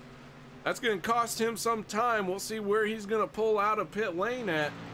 But Ken McCullough and the 89 are stage 2 winners. Stage 2 winner. Was he stage 1? He picked up a stage win. I do know that. Ken McCullough actually won picked stage up 1. Stage 1, number 1 with, well, the number 2 of David McCullough right behind him. So look what we got now. Yep, they won stage number 1, running 1 and 2, using pit strategy to their advantage. Here they are once again under green flag pit stops. I think they're going to try and run this tank out as far as they possibly can. We'll see when they hit pit road. They've been out there now for about 19 green flag laps. Well, the thing about saving fuel is, you know you're going to have to make a pit stop guaranteed before the end of the race. So are they going to run it dry and then just hope, or no? Here, they're coming down pit road right now. Everyone hitting pit road. And Ken McCullough, David McCullough, Chris McCullough, 1, 2, and 3 on the pit road. The 4 of Rick Seabrans really had to get on the binders. Cost him a little bit of time as he had to check up as he was hot into pit road. I gave the lead up to the 11 of Chase Berry, picking up a lap lead here tonight. One of the Chase contenders here this season. Chase Berry working with the 26. Right now, those two are all by themselves. That is not necessarily a good thing for Chase Berry, although picking up a lap lead is good for his point standings. Maybe at the detriment to his finish, but here he comes onto pit road. Him, the 11 and the 26 got to hit the pit stall cleanly here and work together to get up to speed as quickly as possible. Chase Berry coming into tonight, 5th in the points for the last race of round number 1 of the final race here. Chase trying to do everything he can right now to get the finished product here and make it to round 2. Going to be close when they finalize the points. Of course, whoever wins tonight is going to get the lock-in. We know that Aspen is already locked in, so who is going to be the second driver to get locked in with the win, or is it going to be an upset? Rick Sebring's in the 4. He is trying to get up to the McCullough train and follow them on around. And right now, Ken McCullough trying to chase down Chase Berry in the 11. And it looks like he is going to do that. They are going to pass Chase Berry, who has not gotten up to speed just yet. And so Ken McCullough is your race leader. Chris McCullough second. Third will be David McCullough, as the David McCullough family locking out the podium for the moment. But Rick Sebring's in the 4 right there. Might play spoiler to these guys. Oh, we've got 3 chase drivers. Ken McCullough, Chris McCullough, and Rick Sebring's in the chase. Now, I have a feeling we're going to see Ken and Chris and David all work together. Now, Rick Sebring's going to work with them probably for a little bit, but him being really the only guy out there, not really with a teammate, I don't know how well that's going to play with the McCullough triplets. There, I'll just throw that out there. Well, they're not triplets, but it's close enough. They are family. And Robert Payne, right now, he is leading the second group of drivers. He is in 5th place, but he has got a big group behind him, and they are slowly closing in on this lead pack of 4 cars. And it will only be a matter of time before we have got the one big glob of drivers. Okay, we'll just change it. We'll call it the McCullough crew. How about that? Well, they do operate under the White Trash Racing, so I mean, you could call them White Trash Racers. Or, you can call them whatever you want. I don't care. But the three drivers that are up front right now. There you go. Wait, I can't even count that high. What place Robert is third? Payne's coming though, and whoa, look at the train of cars he's got behind him, all single file. Robert Payne in the Buddy Check 22, sitting in 5th place. He's got 4 Sparks in the 16 right behind him. They are starting to close in very quickly now on Rick Sebring's in that 4 machine, and then it will be a matter of time before they gobble up the top 3 runners for the moment. You got 3 cars or 7 cars. I believe the 7 car pack's really going to gain some speed, as they're going to, looks like, try to get around the 4 of Rick Sebring's here, kind of leaving him a little bit of high and dry there. Rick trying to do what he can to stay with him. Rick will get some help. It does look like the 4's got some damage on the back bumper and on the right front fender. Might be slowing him down a little bit, but it looks like the 07 of Scott Belvin's going to pick him up. So Rick Sebring slots in 8th place as he gets into the draft pack. And now Robert Payne sets his sights on the McCullough trio. Well, the next lap, when we come to the stripe, we will have 20 laps to go. And oh, buddy, it's about to get interesting. Well, it's already been interesting, but it's about to get even more interesting. Robert Payne making a move for the race lead. To the outside he goes. Ken McCullough in the 89 got help from the 42 of Chris McCullough, but David McCullough had to back off the throttle a little bit. That broke up that trio of drivers. But here comes that inside lane once again. Will Robert Payne drop down to that inside? He's got enough room to do it, but so far he has chose to stay in that upper lane. Cody Over in the 8, sitting in the 3rd spot outside lane, with Cody Eldred in the 14 right behind him. And Cody Eldred, he is a chase contender as well. He wouldn't mind picking up a win, securing his spot into the next round. Well, I wouldn't count out any of these drivers, even with 20 to go, if something happens, especially on the final lap. Oh, the 3 gets spun! Caution flag comes out as we just went on board with James Marion. You see him take evasive action and got that car through that cleanly. We're gonna have to go to our MaxSpeedTV replay and figure out what happened to the 3 of Robert Payne. The 16 of Forrest Sparks on his back bumper, gonna hook him right at corner exit. Robert Payne involved, Cody Ober, Cody Eldred, and Payne in the 3 facing the wrong way. Oh yeah, 16 getting a little bumper hook there. Oh man. Les Levy in the 62 also getting involved. He tried to get all the way down to the bottom. It looks like when he came back up on the track, he went through the grass, made contact with the 82 of Daniel Harrington.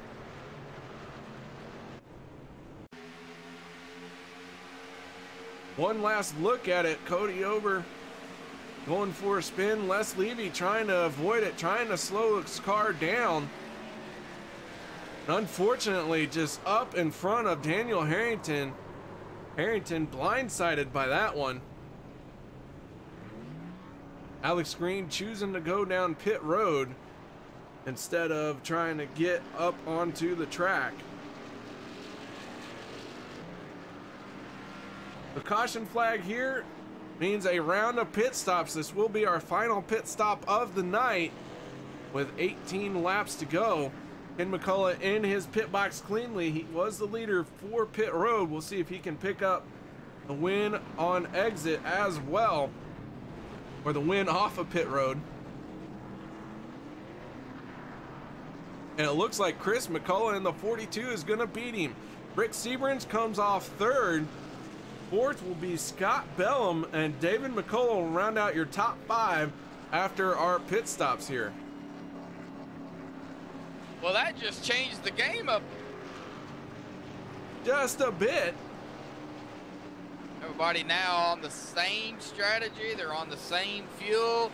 I didn't see anybody, well, it looks like Forrest Sparks, Les Levy, Mark Mann, several drivers that are kind of mid to back took tires, but the top 8 drivers, it looks like, either didn't take tires or they took just fuel, or maybe right sides and fuel.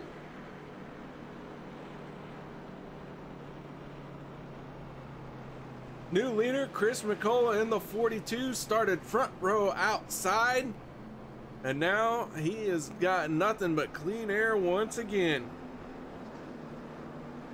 Ken McCullough in the 89 tucked into second place. Third will be the 4 of Rick Seabrans. Scott Bellum fourth, and fifth will be David McCullough. Guys, we're going to step away for a minute, catch our breaths. We'll be right back after this.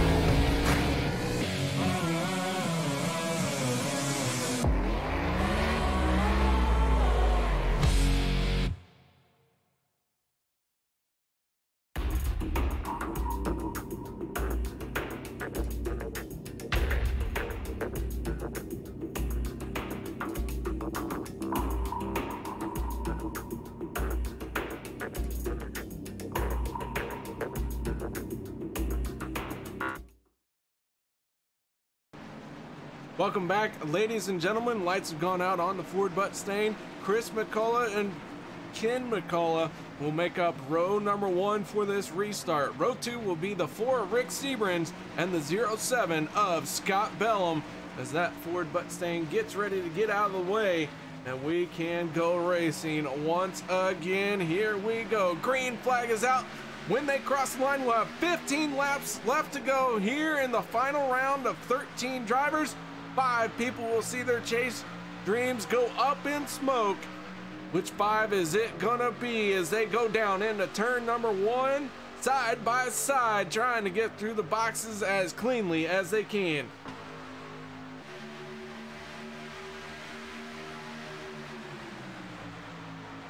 Chris McCullough leading the charge down the backstretch. Rick Seabrans in the 4 right behind him. David McCullough in the 2, third car on the inside lane. Those 3 are very tightly packed together. Got a lot of momentum as they head into turns 3 and 4. Ken McCullough in the 89 and Scott Belvin in the 07.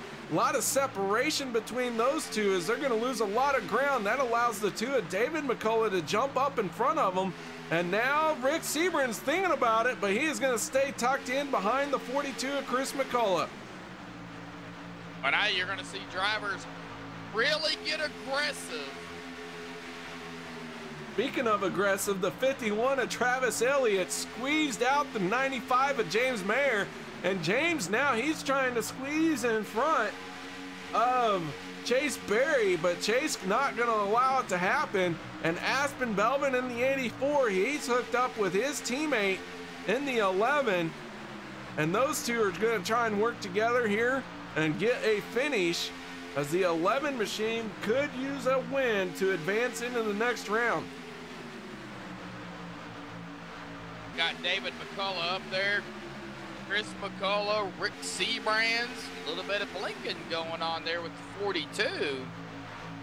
Big moment with the 17 as he was pinballing back and forth. Oh man, big turn, big contact. That's a big accident. Cody Eldred gonna get shot like a missile, and Scott Belvin in the 07 goes airborne end over end.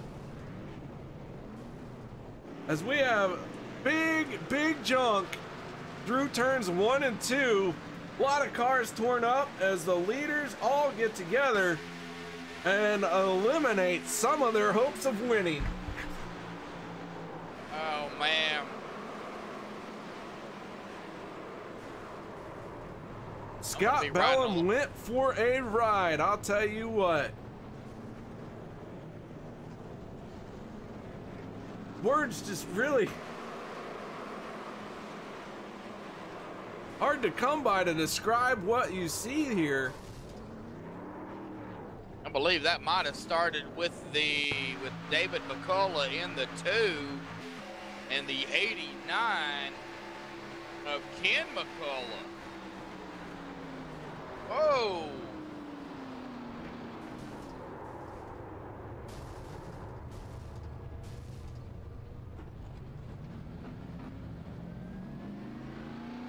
Bit of contact.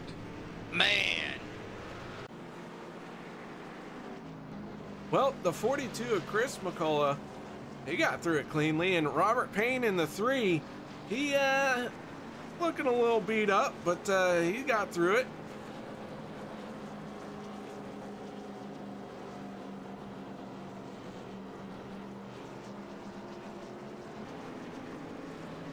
Holy cow. That Big Rick. Yeah, there was a lot going on there. All right, we'll see.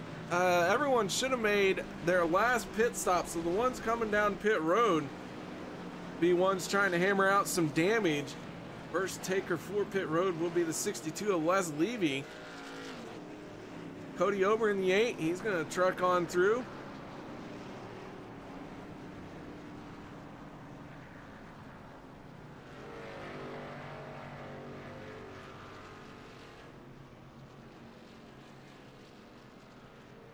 But man, whew.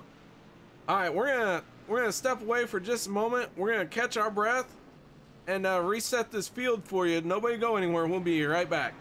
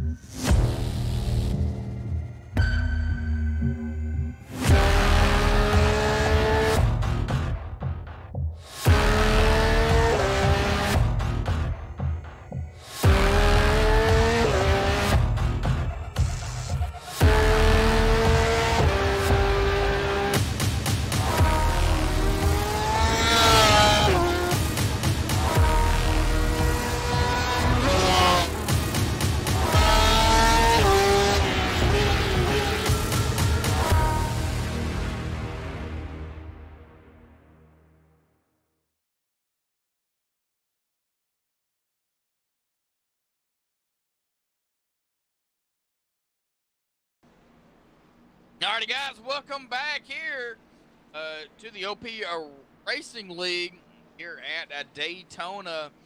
Lights have not gone off the pace car yet, but Robert Payne and Chris McCullough leading the field here, and the number 3 of Robert Payne right behind him. Boy, what a caution that was. Took out a lot of drivers here, and we're looking to have, we're going to have a new winner here tonight. But who's it going to be? Is it going to be Chris McCullough in the 42 Credit 1 machine? It's going to be Robert Payne in the number 3? Or is somebody from the back of the field here that is in the chase, like Rick Seabrands in the number 4, is he going to have a potential to maybe steal the win?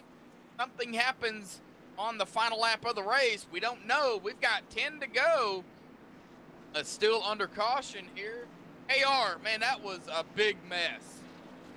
That it was, and it looks like only one driver will be unable to survive it, and that is the 89 of Ken McCullough. He has gone behind the wall. He is packed up. He is done for the night. After winning stage 1, Ken McCullough hoping for a good finish here tonight. Unfortunately, not going to go his way, and he is done for the night. So his chase hopes could go up in smoke here. Chris McCullough coming into tonight in 7th, right up ahead of Joshua Milam and Cody Ober, who were tied for that cutoff position. Christopher McCullough winning stage number 1 and picking up 10 bonus points there. I don't know how well that's going to do, as he was he was 2 behind Lynn McNeese, so that the hell. Lynn, where is he? 13th. Come on, Lynn, where you at? Quit hiding from us. Now we got to pick on Lynn tonight. All right, Robert Payne and Chris McCullough going to make up row number 1 for this restart. Row 2 will be the 51 of Travis Elliott and the 04 of Mark Mann. Chase Berry and Cody Ober will make up row 3. Row 4 will be the 9 of Josh Spalding and the 2 of David McCullough. Cody Ober, a little bit of damage on his machine, but the 3 has a lot of damage, and that is going to affect the inside lane. We'll see how they're going to handle that, but here we go. Pace car out of the way. Robert Payne in the 3, waiting for the green flag. There it is. And we're 8 laps away from declaring a winner for this race. Chris McCullough on that high side. He is going to make mincemeat out of the number 8. Or the number 3 and get around him. I mean, 3 is losing a ton of position, that damage. Yeah, he is heavily tore up. He has got to be down a cylinder. Mark Mann, though, in the 04, he's going to pick up the lead of the inside line. He's hoping that the 11 of Chase Berry can push him, but he is out of time as the Chris McCullough 42, the 51 Travis Elliott, and the 2 of David McCullough, those 3 all going to slide down in front of the 04 of Mark Mann. And now Travis Elliott in the 51, he is going to make a move to the outside lane and work with the 17 of Tristan Walker, trying to make something happen. 51 Travis Elliott needs a win to get into the next round, and he is setting himself up for that. Travis Elliott, 12 thin points coming in tonight. He is looking on that outside line, but we got some blinking going on up there with the 42 of Chris McCullough. I don't know if Chris is aware of that. Hopefully he is, but he's got the 2 of David McCullough, who's not in the chase. He is right behind him, and he's going to do everything he can, I assume, to push the other McCullough maybe to victory lane here. He's coming to the line. We'll be at 6 to go. Rick Seabrands in the 4 used a fast repair, so that car all nice and pretty, nice and straight. He is sitting in 8th place after taking heavy damage from that major wreck not too many laps ago. He has got to put himself into position to pick up a win here. Oh, Mark Mann's gonna get turned. We got another car on 2 wheels, and Rick Seburn's gonna go through the grass to avoid it all. Chris McCullough getting through, but man, someone who didn't, that needed a win, that is the 51 of Travis Elliott. Not what Travis wanted. We're gonna go back here and take a look. And it started, I believe, with Mark Mann and the 51. Mark Mann doing a little bit of squirreling there. What I can see.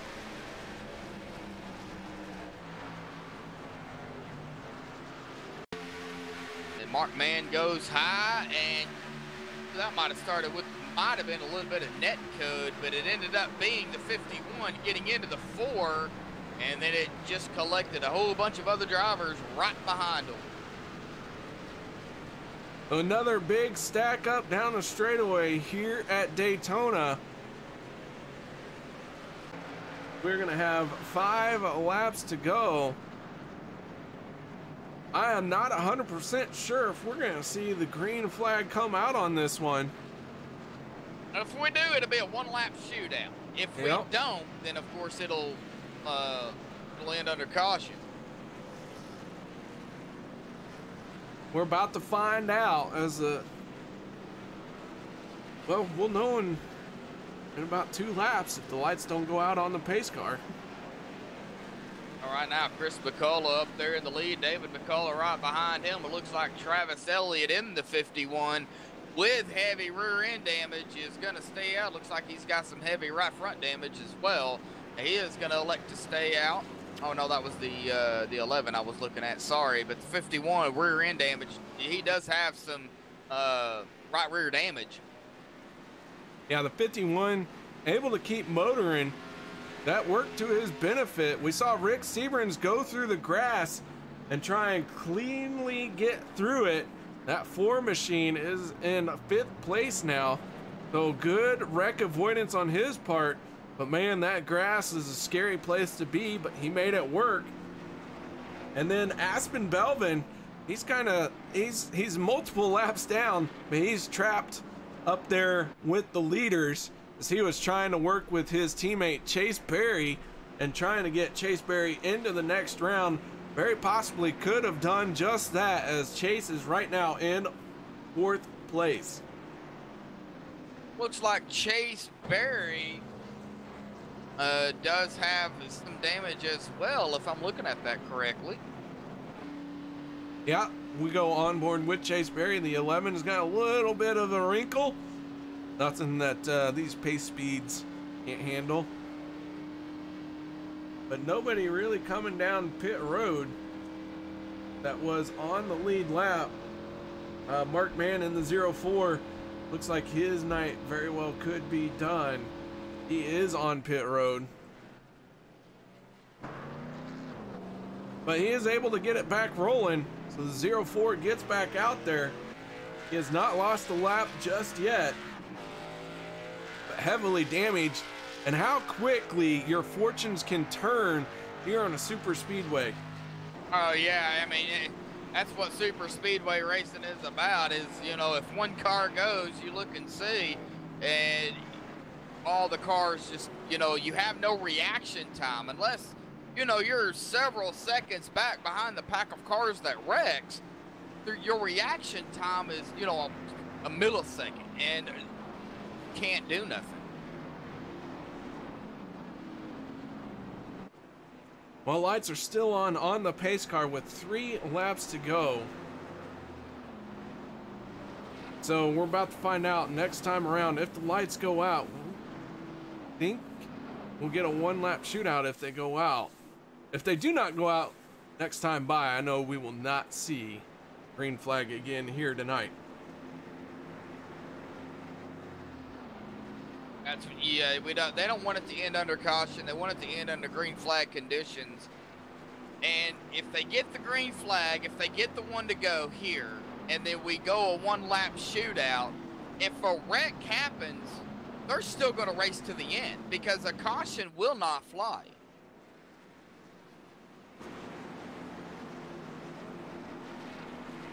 Yeah, it's been a fun race regardless. Alex Green in the 15, who at one point was 1 lap down, got his lap back. Now he is all the way up into 6th place. Cody Ober right behind him in 7th. And Joshua Spalding in the 9 will be 8th. Scott Bellum in the 07. We saw Scott Bellum tumbling just a few laps ago.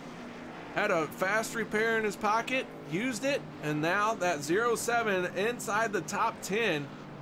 Jacob Sayers in the 39, 2 laps down. Didn't quit, didn't give up, and here he is right now in 10th place. We are going to have a 1-lap shootout. Lights have gone out on the pace car. Chris McCullough and David McCullough going to make up row number 1 for the 1-lap shootout. Hold on to your hats, folks, because this is about to get intense.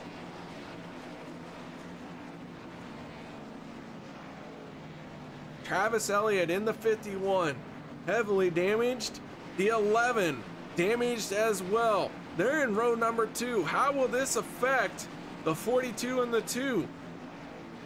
With the 42 and 2 being teammates, are they going to try and get hooked up, try and work a deal here to get the 42 the win? Or will David McCullough in the 2 try and pick up his first win of the season? Oh, man. Well, team, yeah, a lot of things going through their mind right now, I'm sure. You know, you got the 2 McCulloughs up there, teammates. One of them wanting to get the win, the other one wanting to get the win to get the lock in. And then you got a whole bunch of other drivers behind them. Chase Berry, Travis Elliott, Rick Seabrands, all of the chase, Cody Ober as well, Jacob Sayers. You know, all these guys in the chase. Something happens up front, too. Any of these other drivers can win.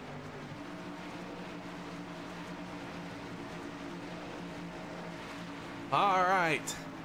Oh, man. 1-lap shootouts. Got my heart racing.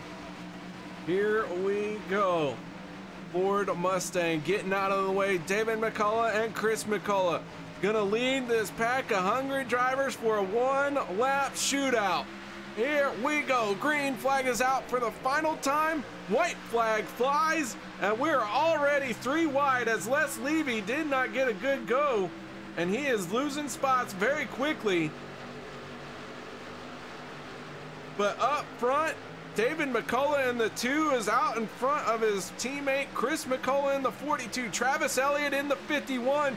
He is right there as well. Can Elliott make something happen? But right now he is trapped behind the 42, or beside the 42 and behind the 2. Here comes Rick Seaburns in the 4. He's going to try and make something happen. He's getting to the back bumper of Chris McCullough. They're going to team up. They're going to get a good shot coming off of turn number 4. Here we go. A race down to the line. Chris McCullough with a huge head of steam, and he is going to win the final round of 13 as we go 4 wide towards the back for a top 10 finish. Oh, my goodness. Well, congratulations to Chris McCullough for getting the win, the lock in. And Chris McCullough, like I said, coming into tonight, 7th in the point standings. And Joshua Mile and Cody Ober were also tied. Travis Elliott will finish in that 4th position, it looks like. I don't know if that's going to be enough for Travis Elliott to make it, but then of course we'll know more once the points are updated. Boy, what a race. It was a race for sure, and we had some great finishes all night long for the stages and for this checkered 1-lap shootout, as the 42 is gonna get it done here tonight. Guys, we're gonna step away from the microphones. We're gonna set up our post-race show. No one go anywhere. We'll be back in a moment.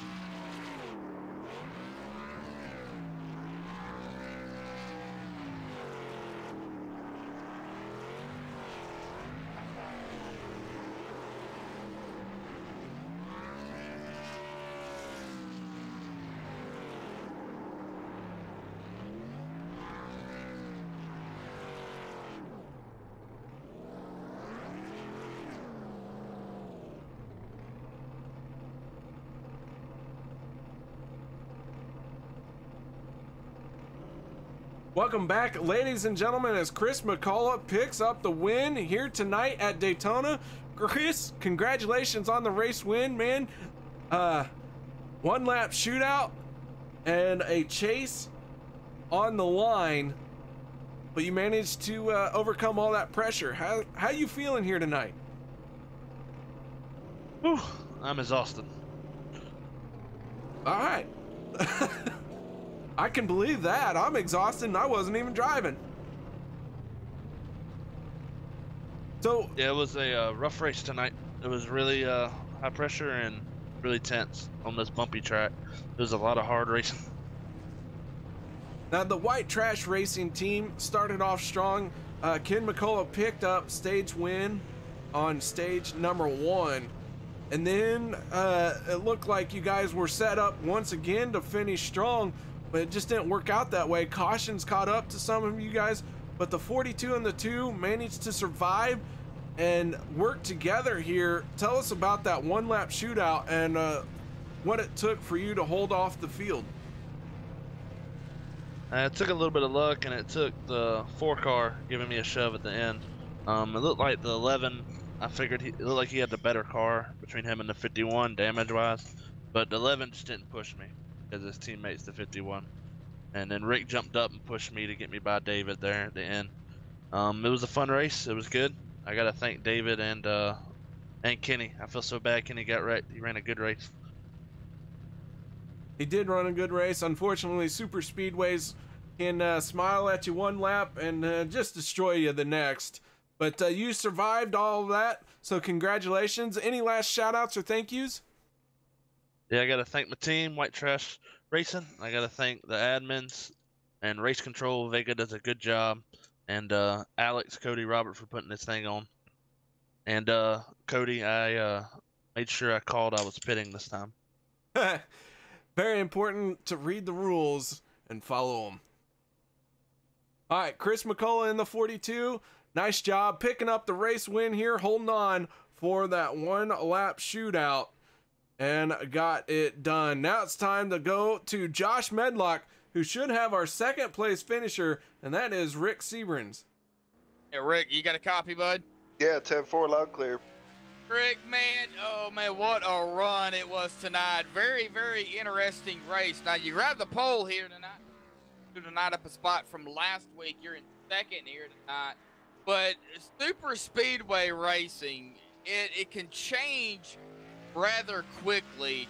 What was going through your mind throughout the race, and of course on that final lap, you being right there in third, coming up on the 42 and the 2, knowing them two are teammates? You know, talk about the racing, the strategy play throughout, and of course the final lap. Yeah, I tell you what, this Seabrands Motorsports Jack Daniels Camaro was really fast out the shop there, and that was evident by that Q lap that they gave me there. And boy, I thought we were sitting pretty good out there, and then we got nosed there into the wall with like 12 laps left, and the guys, they did a phenomenal job getting me fixed back up and getting me back out there, because I thought our race was done, and we was calculating points. And boy, we got back out there, had that last shot there at it, and man, that was a fun race back to the checker flag there. Yeah, it was very, very interesting indeed. Now, you noticed, throughout, toward the end of the race, caution started to come out a little bit. Was you concerned that maybe at some point you might have been in the wrong position at the wrong time? Because you got through a few of them. Yeah, I was nervous. We were losing spots there. After that second stage, I told the crew I didn't want to be in the back anymore. I didn't want to be in the middle. I wanted to have track position, which sounds a little odd for a super speedway. But with Daytona, man, it gets wild and people panic. And there was a lot of desperate drivers out here tonight. And I don't blame them. They had to put their noses in spots. They had to get as many positions as they had to. I mean, to move on to the next round is a huge deal. And I'm just glad we survived. And going to move on to Bumpy 07 next week. Well, in 2 weeks' time, you guys are off next week, so yeah, the 29th will be the Bumpy 07. That was actually my next question. You're going from a smooth, new track of Daytona to the bumpy inside line of the old Daytona. Well, what's the mindset? I'll tell you what. When we sat down as a team before this chase started, we felt pretty confident with our equipment and with the momentum we was bringing in that we would get through this round here. We have this next round circled for sure, man, because 07 with its bumpiness, that's going to be another survival race, and then Talladega, that's anybody's show there. That's going to be a wild one for sure. It's going to be a fun chase, that's for sure. Yes, it is. Well, Rick, man, congratulations on second here tonight, bud. Get ready for the Daytona 07 in 2 weeks, and I would think you might be, locked in even on points going into the round of 8. So, good luck in 2 weeks, bud. Yeah, appreciate it, and congrats to Chris and Dave. Great run out there tonight, guys, and look forward to talk to you guys again in 2 weeks. All right, thanks. Shout outs you want to give before you go celebrate? Just Jack Daniels, Yeti. They've been with me forever. Seabrands Motorsports, everything they do. Make sure you tune in next week, fans. It's going to be a good one. Yes, sir. All right. Well, that is Rick Seabrands finishing second place here tonight in that number 4. I'll turn it over to you, JR. All right, man. I got David McCullough in the 2 machine finishing 3rd place here tonight. And David, for the White Trash Racing, you got 2 guys in the chase. You were not in the chase, so it seems like you would have been the one that maybe would be there to help try and get these guys a win, and yet came down to the white flag final 1-lap shootout, and you had a shot at winning this thing, and you went for it, man. Yeah. Had to get a good restart right there. Didn't want nobody to think I just had letting Chris win, but Chris had it either way. If he got clear, he could have got down, but Rick pushed him. So as long as we had them 2 lines tied up right there, I knew the 51 wasn't going to push to the win, but I wasn't really concerned about that. Like I said, I wasn't in the chase, and Christopher was. And Kenny was too. Kenny is actually, man, I hate it for him. I don't know if he actually made it to the next round or not, but I hope so. But yeah, it was fun out there tonight. Pretty intense. The first 50 laps was pretty good. It's usually the opposite. It's usually the first 50 laps are wrecking, and then last 50 laps is green. But that was a pretty good finish. You can't ask for better than a 1-lap shootout at Daytona. Well, it was a 1-lap shootout, but the White Trash Racing up front all night long. And a good finish by 2 of the 3 drivers out there. Like you mentioned, Kenny unfortunately got caught up in a late caution and unable to continue. But David, man, great finish for you. I think this is your first podium finish, is it not? Yeah, I think so. Top 3. It's been a little rough season in these B cars. I missed a lot of races, so. But yeah. I can't wait for the 07 Daytona and then Talladega. All right. Well, David, before we let you go, any final shout outs or thank yous? Yeah, just to my teammates, everybody that finished. Rick, he's a good driver. He's always finishing up there. To the rest of them. So, yeah, appreciate y'all putting on the show and talking to us after the race. Well, you're very welcome. David McCullough, driver of the 2 machine, finishing in 3rd place here tonight. Congratulations to him. Well, Josh, I'll tell you what, we got to talk to our 3 podium finishing drivers, and man, we got to have a heck of a race here tonight. Oh, yes, we did. It was very, very intriguing. That was outstanding, man. And I'm looking for the race in 2 weeks, coming back to super speedway action, the 07 of Daytona. I personally hate that track because it's so bumpy, but that's what makes it interesting. Now they've got to dodge the bumps too. All right, well, nothing left but to go through the results. And Josh, I'm going to start it off here. And our final results, Chris McCullough picks up the win in the 42. Rick Seabrands in the 4 second. 3rd will be David McCullough. 4th will be Travis Elliott, and the 15 of Alex Green will round out your top 5. In a 6th place will be Cody Ober, Josh Spalding 7th. 8th will be Scott Bellum. 9th will be Chase Berry, and Jacob Sayers coming from several laps down, ending up in 10th. 11th place will be Cody Eldred. 12th will be Tristan Walker. James Mayer will be 13th. 14th will be Robert Payne, and Lynn McNeese in the 184 will finish in 15th spot. Yes, Les Levy will finish in that 16th position. Mark Mann in 17th. Daniel Harrington in 18th. Hunter Reynolds in 19th. Forrest Sparks in 20th. Ken McCullough Jr. winning stage number 1 and unable to finish the race.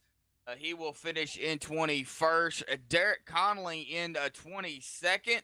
Josh Milam 23rd. Gary Champion 24th. Aspen Belvin in 25th. Mark Vega 26th. William Weber 27th. Glenn Bundren 28th. All right, that's going to do it for us here tonight, guys. Thank you for joining us. And as we like to do, we're going to end it by a video made by a driver here in OP Racing, Derek Conley. Please enjoy the video, and we'll see you in 2 weeks at the bumpy Daytona 2007 track. Y'all have a good night, and we'll see you next time. Warning, the following stunts are performed by idiots or under the supervision of stupider idiots.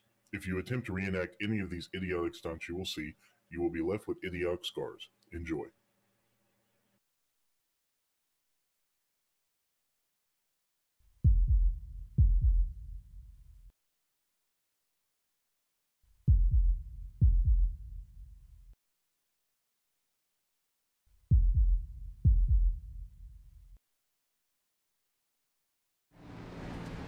Hi, I'm Alex Green. Welcome to OP Racing.